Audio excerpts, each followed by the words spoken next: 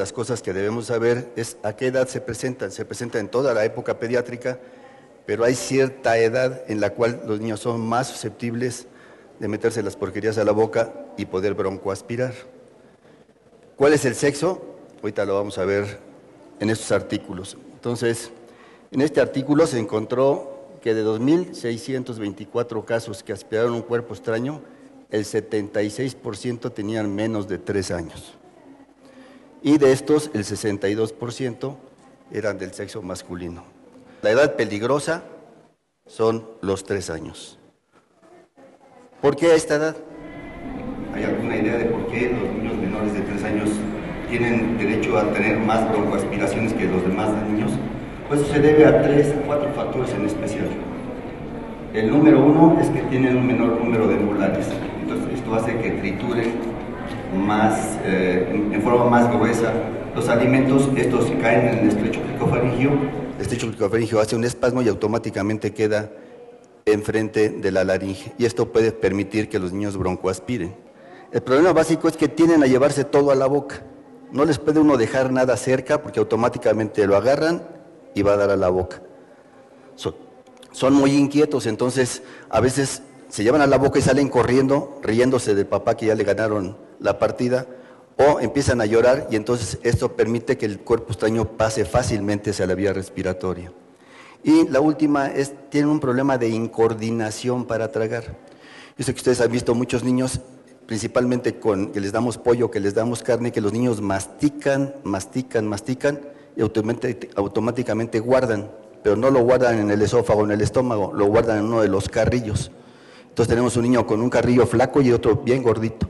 Así se van a dormir y a veces en ese lapso pueden broncoaspirar. Otra cosa que es importante saber qué es lo que broncoaspiran, ¿sí? Y esto lo podemos dividir básicamente en 2 tipos grandes, orgánicos e inorgánicos. De los orgánicos básicamente son frutos secos y semillas, y los inorgánicos son metales y plásticos.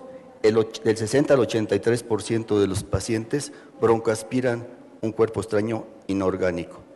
Y de estos, el que es más frecuente es el cacahuate, porque el cacahuate está en todos nuestros hogares. Aquí tenemos un estudio que hicimos en el hospital y vean ustedes cómo de 0 a 3 años las semillas y los frutos secos son los que se aspiran con mayor frecuencia. Si esto nada más lo dedico para los 3 primeros años, se va al 72% de la posibilidad de que sea una semilla. ¿Qué semillas van a haber? Pues las que tengamos en la casa. Frijoles, maíz, pepitas y cacahuate. El cacahuate es el que es más irritante para la vía respiratoria, es el que más sintomatología nos da. Por lo tanto, es el que tenemos que tener cuidado cuándo se lo vamos a dar. Es importante saber si existe el antecedente de que ocurre el accidente.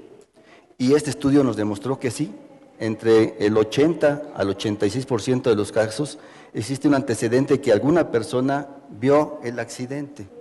Por lo tanto, deberíamos de hacer el diagnóstico en forma muy precoz para darle un tratamiento adecuado. Estos mismos autores mencionan que con este antecedente más la sintomatología clínica deberíamos hacer el diagnóstico en el 75% de los casos. Sin embargo, esto no ocurre así. En este mismo estudio que hicimos en el hospital, encontramos que solamente el 30% de los pacientes que broncoaspiraron un cuerpo extraño llegaron en las primeras 24 horas de ocurrido el accidente, ¿sí? Subió al 65% en la primera semana. Pero imaginen ustedes un cacahuate durante una semana en la vía respiratoria, ¿cuántos problemas nos va a dar? ¿Por qué es este problema? Bueno, básicamente, uno, el antecedente no es claro y el paciente, por tener 3 años, no nos puede decir que broncoaspiró un cuerpo extraño. La segunda causa es que a veces los padres no le dan la importancia y tardan en llevarlo. Una cosa que hemos visto es que un paciente que traga un cuerpo extraño y se va al esófago es llevado más rápidamente que un niño que broncoaspira. A la mamá le da más coraje que el niño le esté vomitando la sala o que esté vomitando allá, que el niño no pueda respirar. Cerca del 60% de los cuerpos extraños en tubo digestivo llegan en las primeras 24 horas. Y aquí vimos que solamente el 30% de nosotros. El otro problema, y eso sí nos atañe a nosotros, es que ignoramos el antecedente o nos falta experiencia para hacer el diagnóstico. A veces le llega la mamá diciéndole, doctor, el niño estaba perfectamente sano y a partir de que se metió eso a la boca ha estado con problemas respiratorios. ¿No será lo que se tragó? No, señora, usted no tiene ni idea de estas cosas. Los cuerpos extraños siempre se van para el tubo digestivo. Va a ver que en 2 o 3 días ya lo va a evacuar. Entonces, paciente que tiene el antecedente de haber aspirado un cuerpo extraño o que se llevó algo a la boca y presentó un cuadro de ahogamiento, ese paciente debe de ser revisado endoscópicamente. Y por último, a veces no presentan la sintomatología típica.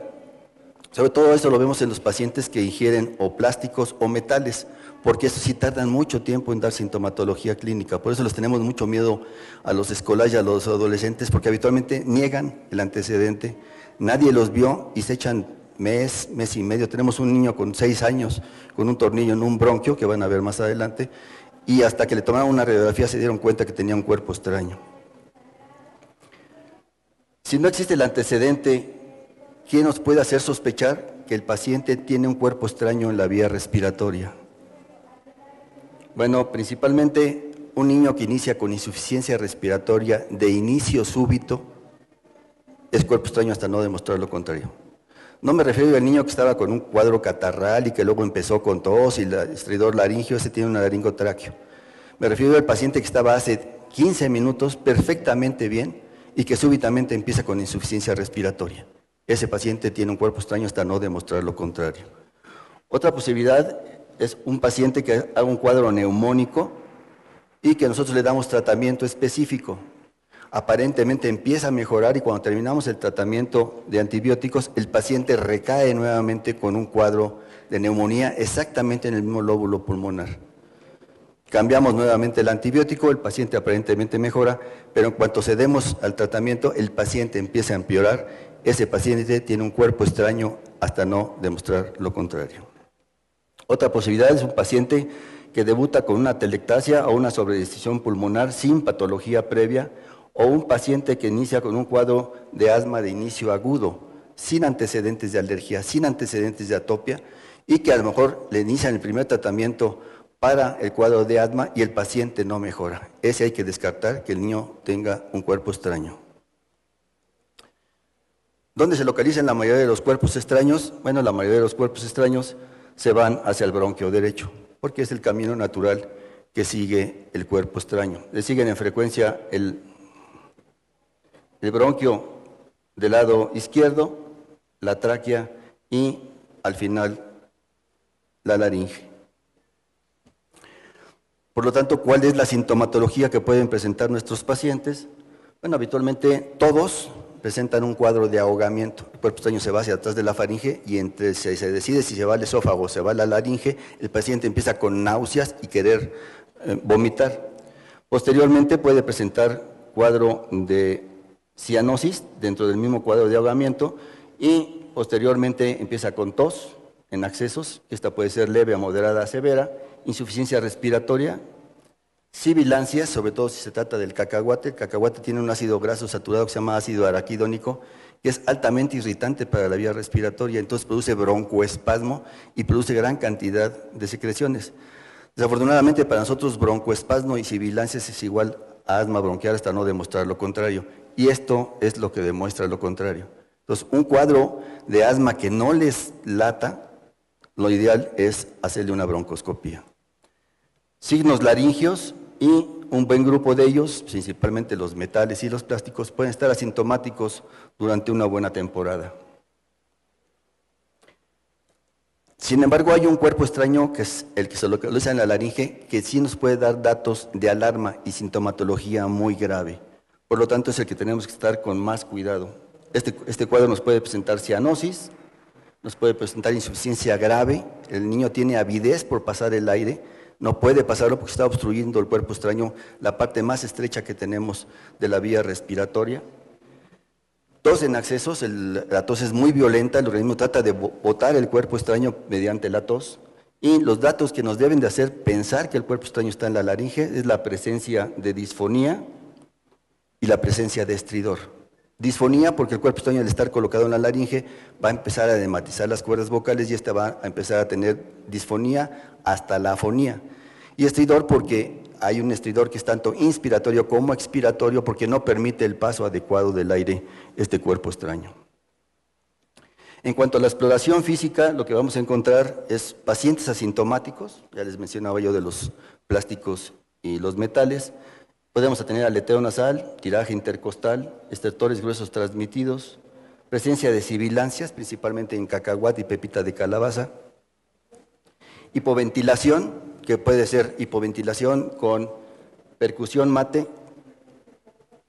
que nos habla a nosotros de que el paciente está teniendo una atelectasia, o sea que el aire empieza a salir del pulmón y entonces se empieza a consolidar el pulmón, o percusión timpánica. Esto quiere decir que el cuerpo extraño permite la entrada de aire pero no la salida y entonces se empieza a inflar como globo este cuerpo extraño. ¿Qué nos puede ayudar para hacer el diagnóstico? Todos pensamos que si tiene un paciente un cuerpo extraño en la vía respiratoria, estamos obligados a tomar una placa de tórax. Y esto es un craso error. No a todos los pacientes con un cuerpo extraño les vamos a tomar una placa de tórax, sobre todo sabiendo que la mayoría de los cuerpos extraños son semillas y que estas son radiolúcidas. Por lo tanto, ¿en qué casos vamos a tomar una radiografía de tórax? Bueno, en aquellos pacientes que están estables, que la insuficiencia respiratoria nos permite llevar al paciente a rayos X y tomarle una placa, o en aquellos que hay duda en el diagnóstico. Si el paciente llega con el antecedente de un cuerpo extraño, tiene un cuadro de insuficiencia respiratoria grave, ese paciente debe pasar directamente a una broncoscopía, que es la única manera de poder corroborar que tiene el cuerpo extraño y a la vez darle tratamiento. ¿Qué problemas tenemos? Que los cuerpos radiopacos solamente los encontramos entre el 18 y el 34% de los casos. En nuestro estudio, solamente el 12% de los pacientes que estudiaron tuvieron un cuerpo extraño radiopaco. Tenemos una historia de placa normal entre el 34 y el 41%. Por lo tanto, una placa de tórax normal no excluye o no evita la posibilidad de que el paciente tenga un cuerpo extraño en la vía respiratoria. Nos puede ayudar el encontrar una sobredistensión pulmonar o nos puede ayudar la presencia de una atelectasia. Estos dos son datos indirectos de que el paciente puede tener un cuerpo extraño. Y el otro es datos indeterminados, que no nos permiten hacer ninguna conjetura. Por lo tanto, una placa de tórax normal no excluye el diagnóstico de cuerpo extraño.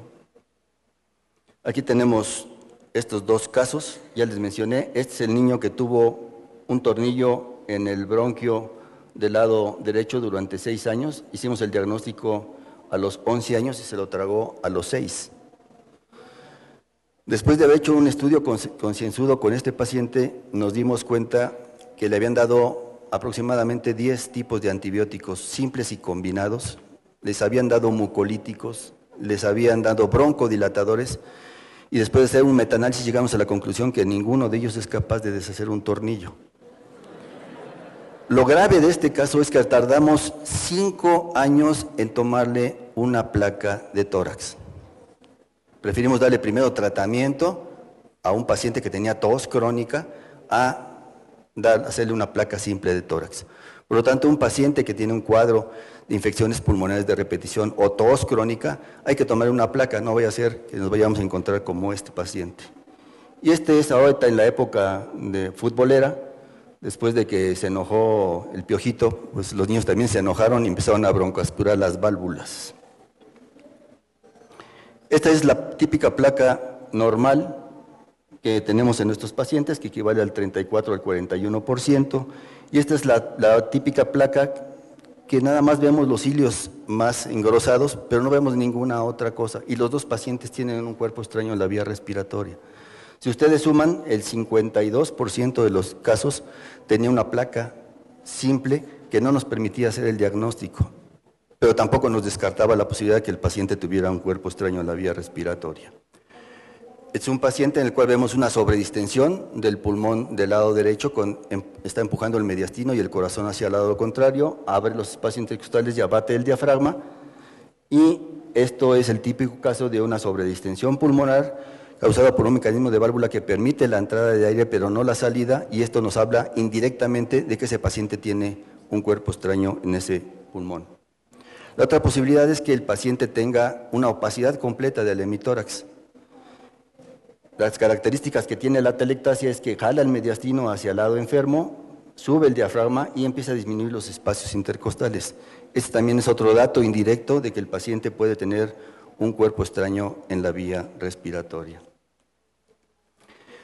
Siempre que vayamos a pedir una placa para un paciente que tiene un cuerpo extraño en la vía aérea, siempre debemos de pedir cuello, involucrar el cuello y el abdomen. ¿Por qué? Porque podemos pasar por desapercibidos este paciente que tenía una cáscara de huevo en la laringe o esta otra niña que tenía un alfiler colocada en la hipofaringe. Hay cosas que podemos hacer y cosas que no debemos de hacer con un paciente que tiene un cuerpo extraño. De las cosas que no tenemos que hacer es no meter los dedos a la boca, sobre todo si el cuerpo extraño ya está en la parte posterior de la lengua. Hemos tenido accidentes muy graves que el papá, por tratar de sacar el cuerpo extraño, lo impactó en la laringe y causó el fallecimiento de su hijo. Entonces, si el cuerpo extraño está en la parte externa o la parte más distal de la lengua, ahí lo podemos extraer o en alguno de los carrillos. Lo ideal es que el niño lo escupa y no andarle metiendo los dedos. A veces hemos tenido lesiones muy graves de la faringe y de la laringe por las uñas que usan ahora las damitas, que son de 15 a 20 centímetros de largo, y entonces estas pueden, en un momento de desesperación, hacer laceraciones graves de la vía respiratoria. No hay que ponerlos de cabeza, no son alcancías, para andarlos angoloteando a ver si se sale el cuerpo extraño. Es muy frecuente que alguna persona cuando está tomando agua se le vaya por el camino equivocado esta agua y empiece a toser como desesperado. Entonces está prohibido golpear la espalda de los niños que sospechamos que tienen un cuerpo extraño. Al adulto o al adolescente que broncoaspira y está tosiendo, se le pega en la espalda, pero no es para que se le salga el agua, es para que se le quite el otarugo la próxima vez que vaya a tomar agua. Y algo que hemos aprendido en el hospital es que si ustedes tienen al paciente con el cuerpo extraño, ya hicieron el diagnóstico, no lo separen de los brazos del familiar. No le tomen productos y no le pongan venoclisis. No necesitamos nada de esto para nosotros hacer el procedimiento. El procedimiento, cuando ya está en el hospital, ya tenemos el diagnóstico, ya vamos a hacer el procedimiento, entonces sí, ya tenemos los laringoscopios, ya tenemos todo preparado para poderle quitarlos de los brazos al niño y poder hacer la intervención. Si no, cualquiera de estas cosas puede hacer llorar al niño y puede hacer que se desplace un cuerpo extraño que estaba en uno de los bronquios y se vaya hacia la laringe y pueda matar al paciente por la obstrucción de esto. ¿Qué es lo que debemos de hacer? Pues a veces tratar de guardar la mayor calma posible. Yo sé que a veces cuando ve uno al niño todo cianótico y que no puede respirar es difícil, pero hay que hacerlo. Llevarlo al hospital más cercano donde sepamos que le pueden hacer una endoscopía o por lo menos que tengan, en ese hospital tienen un laringoscopio y tienen cánulas endotraqueales. Si el cuerpo extraño está en la laringe hay que empujarlo hacia la tráquea para permitir que el paciente pueda ventilar nuevamente en lo que lo llevan a un hospital donde lo puedan atender. Hay que ponerle oxígeno para tratar de que lo poco que le entra de aire esté bien oxigenado y que esto no le vaya a percutir después en su cerebro. Y existe la maniobra de Hemrich, que yo sé que la mayoría de ustedes la conoce, y está solamente indicada si el paciente está moribundo. Si es un paciente que no responde a estímulos, que está totalmente cianótico, que ya no se mueve, háganle lo que puedan porque se les va a morir. Entonces hay que hacer la maniobra de acuerdo al tamaño del niño y si no responde hay que darle respiración boca a boca e intentar nuevamente en lo que ustedes hacen el traslado del paciente hacia un hospital. Lo ideal es que pudieran ustedes intubar al paciente para poder permitir la aireación de este paciente en lo que lo trasladan hacia el hospital. Entonces, ¿cuál es el tratamiento definitivo? Y a veces el diagnóstico pues, es la endoscopía. Y esta básicamente la hacemos bajo anestesia general. Lo primero que vamos a hacer es hacer una laringoscopía para ver si el cuerpo extraño no está en la laringe o abajo de la laringe, que lo podamos sacar fácilmente con una pinza de cuerpo extraño. Si no está aquí, entonces pasamos a una broncoscopía. En pediatría hacemos siempre broncoscopía rígida. ¿Por qué? Porque nos permite ventilar al paciente más fácilmente durante el procedimiento y nos permite pasar pinzas más fuertes que nos permiten tomar el cuerpo extraño y sacarlo mientras el paciente sigue siendo ventilado. El problema que tenemos con los broncoscopios flexibles es que son muy gruesos, casi obstruyen la luz y tenemos un canal de trabajo que mide 1.2 milímetros. 2 milímetros al máximo, y el problema es que a través de este canal de trabajo donde estamos oxigenando al paciente, tenemos que pasar la pinza de cuerpo extraño que no son tan sólidas como las que tenemos con los equipos rígidos. Sin embargo, en los pacientes en los cuales hay mucha duda si tiene un cuerpo extraño o no tiene un cuerpo extraño, podemos hacer una broncoscopía con un equipo que tenemos de 2 milímetros, entramos por la nariz, revisamos la laringe y nos metemos hasta los bronquios para ver si el cuerpo extraño está ahí. Si el cuerpo extraño ahí, nos salimos y ya armamos toda nuestra parafernalia. Una vez que el paciente sale, pues, lo podemos usar antibióticos o podemos usar esteroides de acuerdo al manejo que se le dio a estos pacientes. Estos son los laringoscopios que tenemos en el hospital, son laringoscopios que tienen mucha experiencia, tienen 74 años trabajando, sacando cuerpos extraños. Entonces a veces nada más los dejamos solitos, digo apoyados porque si no se caen, para que ellos se encarguen de hacer todo el procedimiento.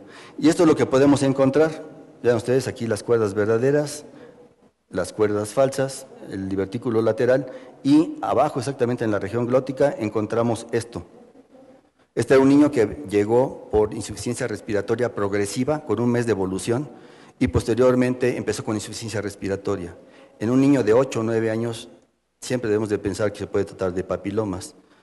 Y entonces cuando le hicimos la laringoscopía nos quedamos de una pieza, la mamá se quedó también de una pieza cuando le enseñamos, es un botón de chamarra que afortunadamente tenía este orificio central y por ese orificio estuvo el niño respirando durante un mes. Y era un niño que ya podía decir que había broncoaspirado, pero nunca lo dijo por temor a una reprimenda de esas que ustedes ya saben. No les vaya a caer el piojo encima y les vaya también a surtir. Estos son los broncoscopios que tenemos, son broncoscopios marca Storz. Tiene la ventaja que tiene 2 orificios laterales de un lado, 2 orificios laterales del otro y un orificio central, por el cual podemos meter pinzas con óptica o pinzas simples. El cacahuate es tan famoso que tiene su propia pinza de cacahuate, tiene una pequeña canalización para poder tomar mejor el cacahuate, pero podemos hacer pinzas de caimán y pinza de caimán endoscópica. Esta es la única moneda que hemos sacado de la vía respiratoria en los 33 años que llevo yo en el hospital infantil. Y este es un frijol. El frijol tiene la peculiaridad que puede aumentar hasta 2 o 3 veces su tamaño en las siguientes 24 horas porque se hidrata y entonces comprime totalmente el bronquio y nos da muchos problemas para hacer su extracción. El manejo después de la endoscopía básicamente es con ambiente húmedo con oxígeno. Si tuvimos que hacer muchas maniobras, usamos esteroides, dexametasona principalmente, y antibióticos, epinefrina acémica, mucolíticos o cirugía, que es prácticamente no la usamos para nada. Y el pronóstico de estos pacientes, las complicaciones que vemos con mayor frecuencia es el edema de la vía aérea, estenosis, neumonías, broncoectasias, abscesos pulmonares, neumotórax, daño cerebral, porque a veces sí logramos sacar el cuerpo extraño, pero ya quedó un problema de hipoxia muy grave del paciente. Y la más grave es la muerte.